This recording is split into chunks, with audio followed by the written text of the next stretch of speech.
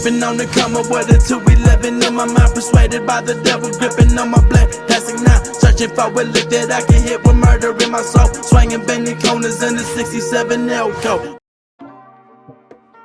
Ever since making its debut back in 1997, the One Piece franchise has consistently enjoyed the kind of critical acclaim and popularity that seemed to elude many of its contemporaries, and one of the many reasons for this ever-engrossing arcs and its colorful cast of characters. The latter is especially noteworthy. Although it is those characters who have been granted special powers by consuming the mystical devil fruit that tend to hog the spotlight more, One Piece hasn't been shy of featuring other types of characters as well. From literal giants to muscle heads, fish and animal people, as well as dinosaurs, and even regular people who have managed to achieve monstrous strength through hard work and determination, One Piece's characters are all over the place, and we mean that in a positive way. With that said, we're here to shed some light on some of One Piece's most powerful swordsmen, as we try our best to round up the 10 most powerful swordsmen in One Piece and rank them from the weakest to the strongest. Cavendish. Cavendish's ranking here is less about what he's done already so far and more about his potential. Also known as the Pirate Prince, this famous super rookie is the captain of the beautiful pirates and has been referred to as a genius of the sword by Marine Vice Admiral Bastille. However, as good of a swordsman Cavendish is, it's his alter ego, Hakuba, that could potentially make him leap up on our rankings if not for a couple of weaknesses. As Hakuba, he was able to strike down 20 fighters of Block D in an instant, and that could have been 21, including Rebecca, if he just wouldn't fall asleep in the middle of his rampage. If Cavendish develops better control of his dominant personality, there's little doubt that he could easily contend for the title as the strongest swordsman in all of One Piece. Charlotte Cracker. One of the three sweet commanders of the Big Mom Pirates, Charlotte Cracker's rank within the crew's hierarchy is second only to the Yonko herself, Big Mom. He is also an extremely skilled swordsman who has mastered the art of wielding pretzel, a double-edged sword that's much larger than he is. Proof of Charlotte Cracker's skill and power is how he was able to cut through Luffy's Gear 4 enhanced hockey defense. Trafalgar D Law. Just how much of Trafalgar D Law's prowess as a swordsman is owed to his mastery of his devil fruit powers is something that we'll never know, but what we do know is that it doesn't take an expert to tell just how much skill it takes to cut people up without them even feeling it and put them back together the way he sees fit. And, hey, when you're able to cut apart mountains and a meteor in half, it kind of feels like you deserve a free pass as one of the most powerful swordsmen in One Piece. Roronoa Zoro. By the end of the One Piece series, we're hoping that Roronoa Zoro, the first mate of the Straw Hat Pirates, improves enough to actually become the most powerful swordsman in all of One Piece. A hard worker whose work ethic is unrivaled, Roronoa Zoro's evolution throughout One Piece has been amazing.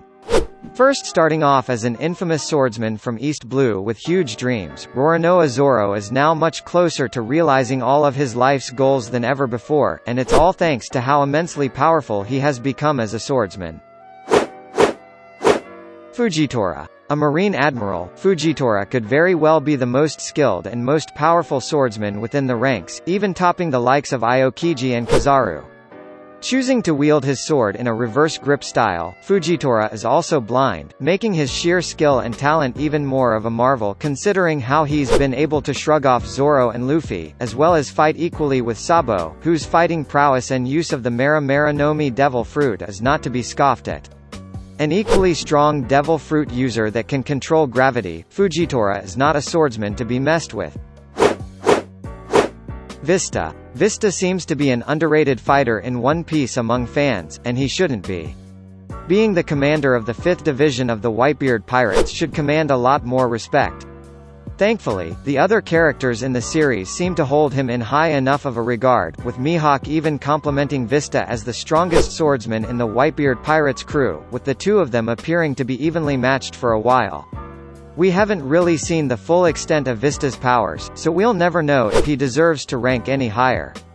What we do know is that he's powerful enough to rank this high just by being able to go toe-to-toe against Mihawk and being proficient enough to be able to cut through a Kainu.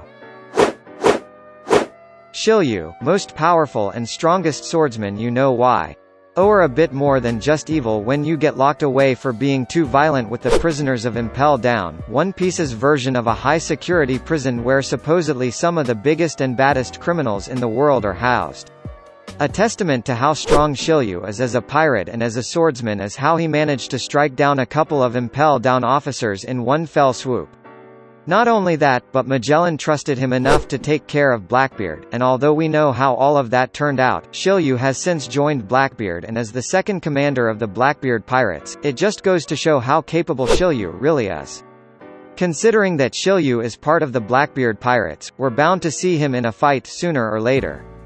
Until then, just by association alone and from the brief showcase of powers we've seen so far, we're ranking Shiliew this high as one of the strongest swordsmen in One Piece. Silver's Rayleigh. You don't become the first mate of the Roger Pirates and the right-hand man of the King of the Pirates, Gold D. Roger, if you're nothing, and Silver's Rayleigh is certainly no slouch. Despite his advanced age, Silver's Rayleigh is still widely feared and considered a dangerous threat. His mastery of hockey is second to none, and it's because of this that he was able to fight on equal grounds against an extremely powerful Logia user in Kizaru, one of the Marine admirals who is also considered quite the powerful swordsman himself. Just like with Shanks, we'll probably never find out just how powerful Silver's Rayleigh was in his heyday.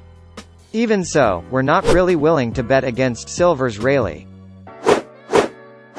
Shanks. You know, it's a shame that Shanks lost one of his arms. Not that Luffy isn't worth it, but we would have loved to see just how powerful Shanks really is if he had all of his limbs. Then again, it's not like he's lost much of his strength despite being one-handed. One of the four Yonko, a word coined and used to describe the four most notorious and powerful pirate captains in One Piece. Two of the greatest feats of Shanks' strength was his ability to go blow by blow against the deceased Whitebeard, a former Yonko, and shrug it off as nothing. He even made the weaker members of the Whitebeard pirates pass out due to his hockey, and his presence alone being able to put a stop to the battle in Marineford. So far, we haven't really seen Shanks go all out in a fight. However, the fact that he's done so much already in One Piece without so much as sweating means that he's a big deal, and when he does go all out, we're pretty sure it'll be all worth it. Dracule Mihawk. The absolute best swordsman in the world, or at least, in One Piece, there's really no one else better than Dracule Mihawk. Except, maybe, perhaps Shanks, although, since Dracule Mihawk doesn't really seem interested in sparring let alone fighting against one of the Yonko anymore, we'll never really know for sure. What we can be sure of is how even mentioning Dracule Mihawk's name is able to strike fear in the hearts of many. Considering that even being able to go toe-to-toe with Mihawk is considered a feat and how we've seen him strike down entire fleets of ships and icebergs with one fell swoop, it's safe to say that placing Mihawk on top is the closest thing to a no-brainer. There are plenty of powerful swordsmen in One Piece, some of whom we might have missed on our list, maybe Kazuki Oden, while others may still have yet to come in future arcs. Perhaps the best swordsmen may come from the Wano arc after all, since they're the land of samurai.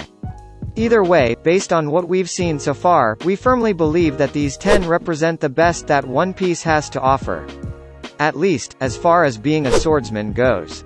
But, of course, feel free to disagree, and if you feel like we missed out on someone that you think is deserving to be ranked here, be sure to let us know.